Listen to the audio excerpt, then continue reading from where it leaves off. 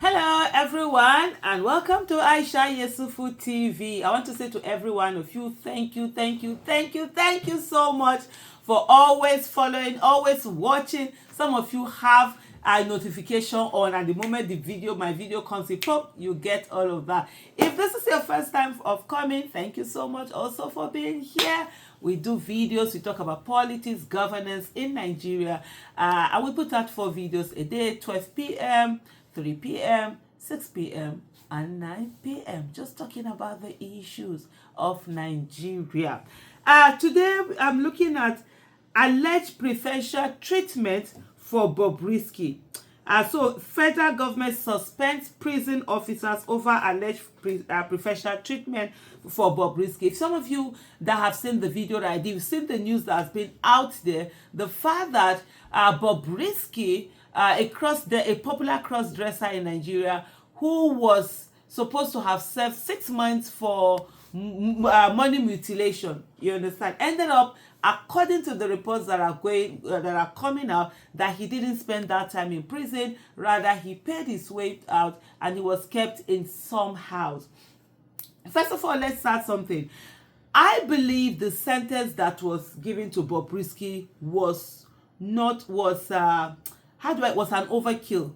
There was really nothing why he should have gotten that sentence. He pleaded, and what should have been given to him would have been community service, or at most house arrest. Just tell him, stay in your house, don't come out for 6 months.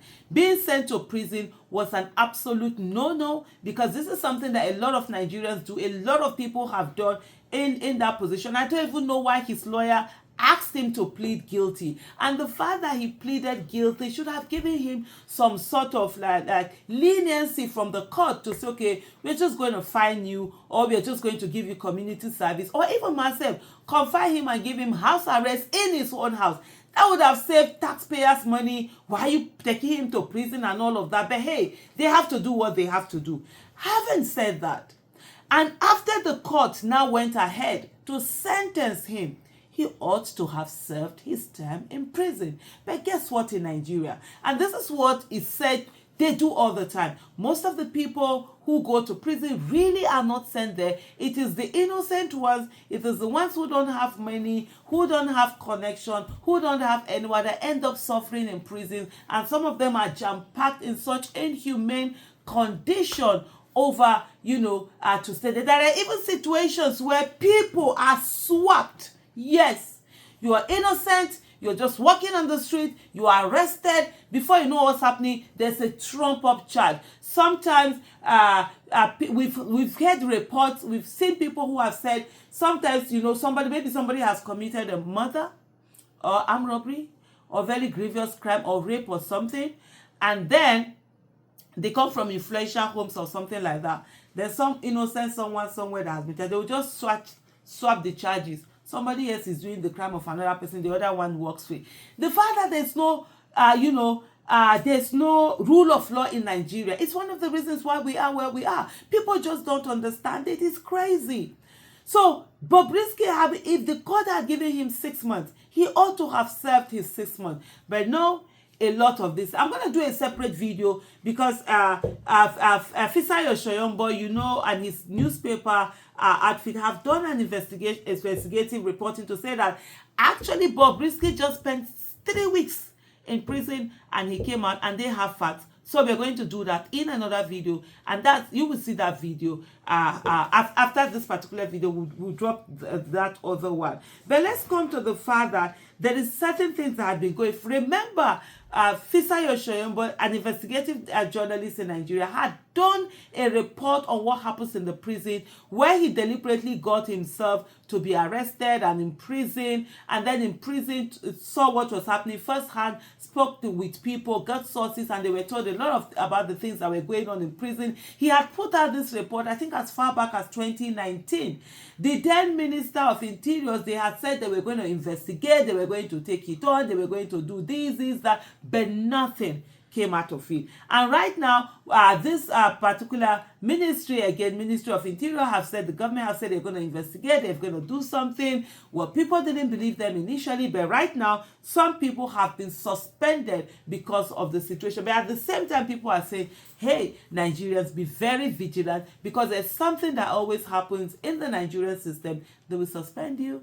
Just keep a low profile. After a while, people move on, the issues forgotten, then they quietly bring them back and continue. Because the rot is massive, it goes a long way. And so the federal government has suspended several senior officers in charge of the maximum and minimum custodial centers in Kirikiri, Lagos, following allegations that cross-dresser Idris Okuneye, also known as Bobrisky, who was convicted, was given special treatment outside the prison facility.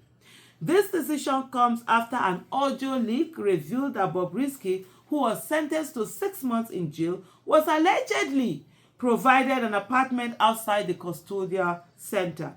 Jafaru Ahmed, Secretary of the Civil Defense Correctional Fire and Immigration Services Board, CDCFIB, announced the suspension in a statement issued on Thursday in Abuja. The Minister of Interior, Dr. Olubunmi Tunji Ojo, by the way, this is a minister who had also been found to have been part of some sort of corrupt practices happening, but he wasn't suspended. There was this 3 billion naira that was used to verify register, the social register that APC itself had done. And out of this 3 billion naira, I think his company that he owned with his wife got about 700 million naira contract out of it. Though he claims that, oh no, he had resigned as is it as a board member or something? He's no longer a registered. But hey, the company is owned by you and your wife. And so that doesn't mean anything. But hey, of course, it's Nigeria. Do a little bit of what people say, oh, he's working. Then, rule of law ought to be rule of law. So I don't even know what moral justification this minister has to take on the case of Bobrisky when his own case, they've just put it aside. But hey, they will say it's Nigeria. Ahmed explained that the suspension would allow for further investigation into the accusations and assured the public that the findings will be made available once the investigation is complete. He stated, following the viral video trending on social media on alleged infraction by officers of the Nigerian Correctional Service relating to Mr. Idris Okuneye, widely known as Bobrisky, the Civil Defense Correctional Fire Immigration Services Board has suspended forthwith the following senior officers of the service: Michael Anugwa, Deputy Controller of Corrections, DCC, in charge of Medium Security Custodial Center, MSCC, Kirikiri, Lagos State, and Sikiru Adekunle, Deputy Controller of Corrections, DCC, in charge of Maximum Security Custodial Center, MSCC, Kirikiri, Lagos State. Also, the board has suspended ASC 2 Agbule Samuel Obinna, serving at the Medium Security Custodial Center, MSCC, Afikpo, Ebonyi State, for allegedly accompanying a convicted inmate out of the custodial center to a location outside the facility. In another related development, the board has equally suspended another senior officer of the service, Ilofosi Kevin Ikechukwu, Deputy Controller Corrections, DCC, in charge of Medium Security Custodial Center, MSCC, Kuje, Abuja, for allegedly receiving monies on behalf of an inmate. And I tell you something, all that is needed for a system to correct itself, to self-correct, is for examples to be set using people.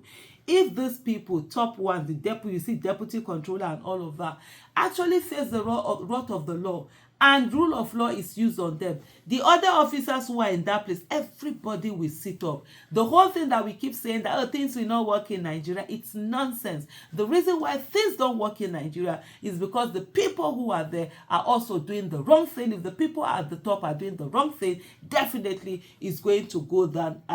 And if the people at the top are doing the wrong thing, there's no how they will be able to punish those at the bottom who are doing the wrong thing.